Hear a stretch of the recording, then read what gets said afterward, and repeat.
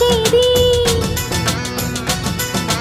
తన మదిలోని కలకలనన్ని అమ్మలకేగ తెలిపేది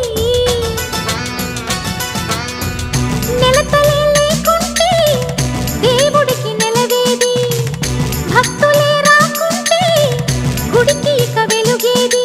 దయతోటి కుంకుమ పూలు అక్షింతలు మనమంతా ఇవ్వాలి తన తాళి నిలపాలి తాళి కాచే ముత్తైదా